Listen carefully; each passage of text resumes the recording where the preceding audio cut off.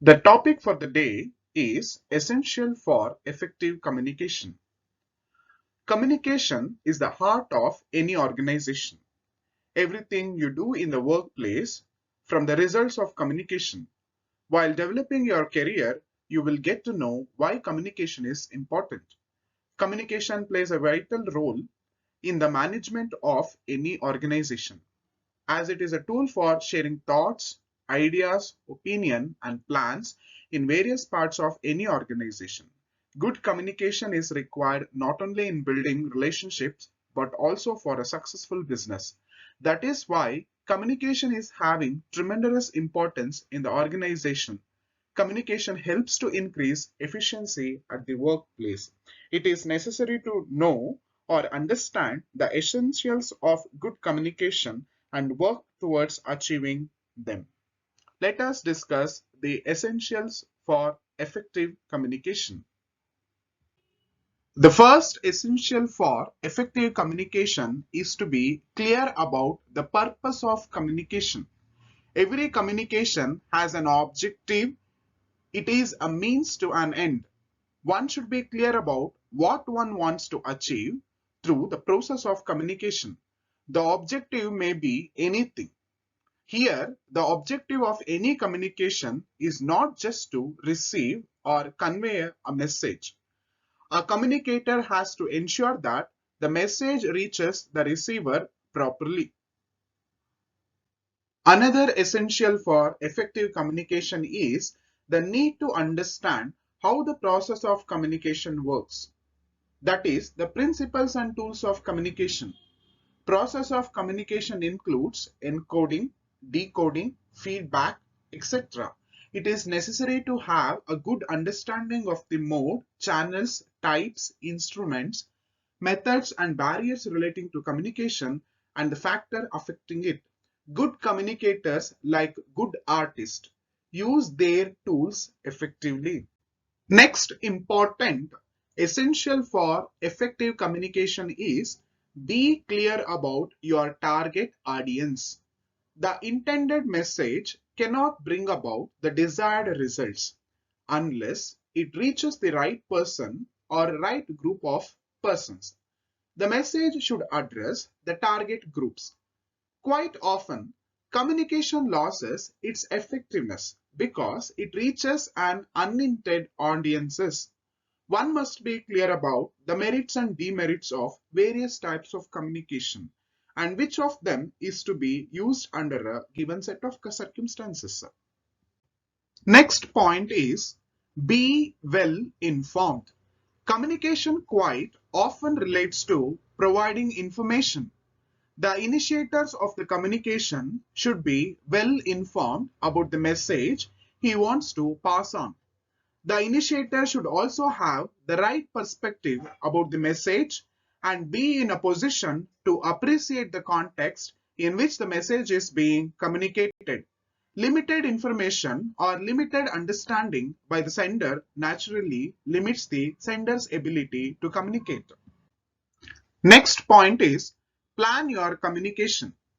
In order to be effective communication, plan your communication before things happens. The message to be conveyed, the words to be chosen, the actions to be sought, the feedback to be obtained are all the areas that need to be carefully considered.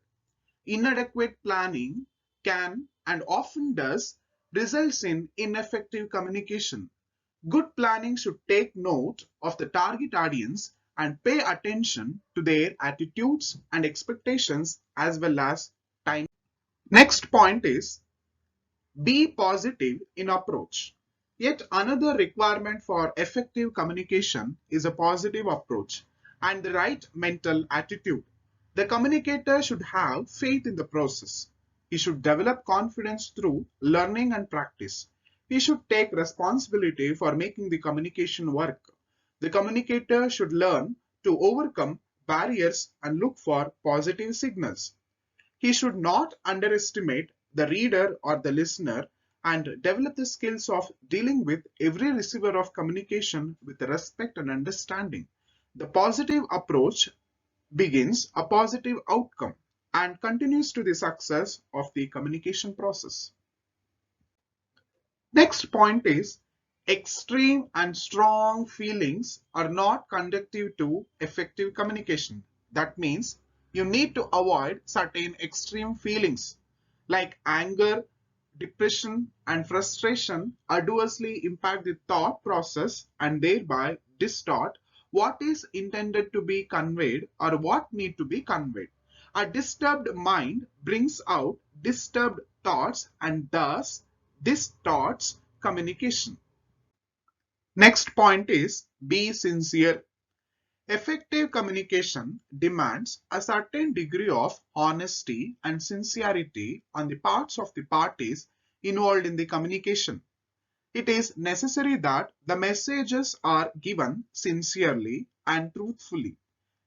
There should not be a deliberate attempt to mislead or manipulate the recipient of the message.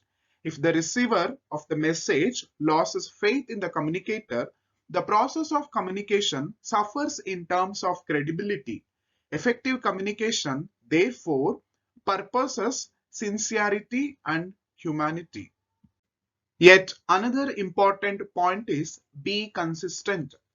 Communication is mostly a regular process rather than a one-time affair. In personal dealings, in organizational settings, and business places, communication takes place almost all the time. The parties involved in the communication quite often are the same. When communication takes place on a regular basis, it is necessary to be consistent. Next point is appreciate the time factor. In any communication, especially in business communication, time is of prime importance. Speed and timeliness contributes significantly to the effectiveness of communication. In today's world, the value of time is well organized. Organization and businesses set goals which have to be achieved within a given time frame.